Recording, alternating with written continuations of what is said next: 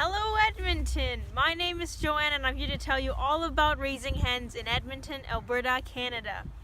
In this video, we'll be talking about winter management with a focus on housing and how to prevent frostbite.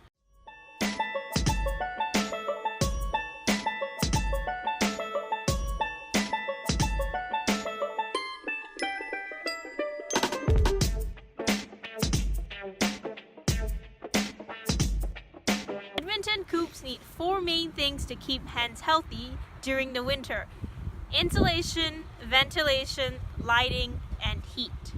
Insulation must be covered with peck-proof and rodent-proof material, or your hens might eat the insulation material.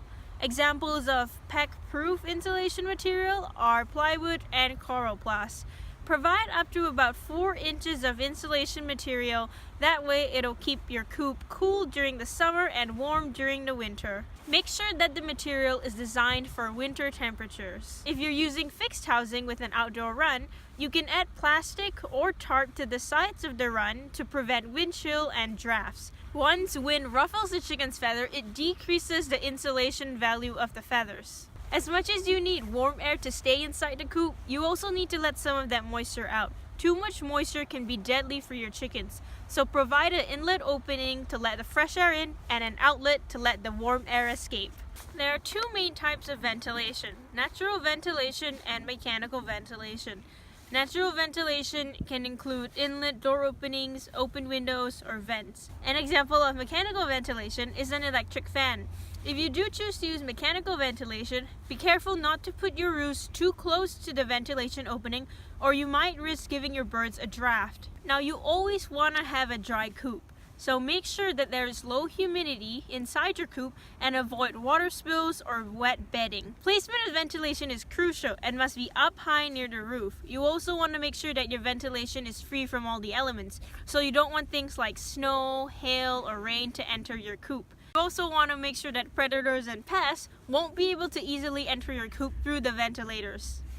For lighting, to keep hens laying all year round, you may need to provide supplemental light to account for the decrease in natural light during the winter months. To conserve electricity, use a time sensor.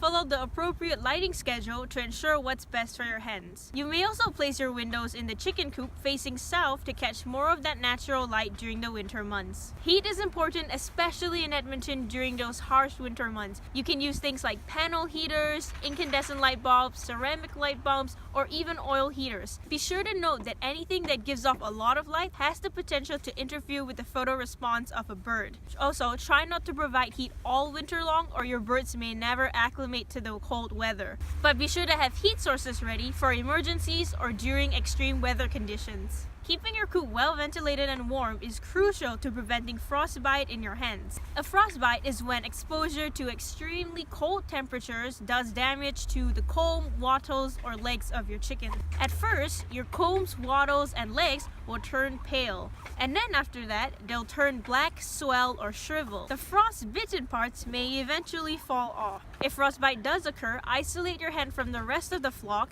and apply a warm, damp cloth to the injured area for approximately 10 minutes. To prevent frostbite, you can remove moisture or humidity in the coop by reducing any wet litter. It is also important to provide good ventilation to allow the moisture in the air to escape. If chickens are allowed outside, make sure that you monitor the amount of time they spend outdoors. Now, when the chickens roost at night, their feet may overhang and subject them to frostbite. If you provide a widened perch, their feet will be less likely to freeze. If a chicken molts during the winter, which is when all their feather comes off, they might be at risk to frostbite during the winter. Keep molting chickens indoors, provide a heat source, and make sure that there's enough energy in their feed. Well, that's it for today. I hope you enjoyed watching and learned a thing or two about hen keeping in Edmonton. You know, the Heritage Chickens program with the Poultry Research Center allows you to adopt your own chickens, and you can even get the eggs that they lay. For more information about the Heritage Chickens program, you can find them at heritagechickens.ca. Thanks everyone!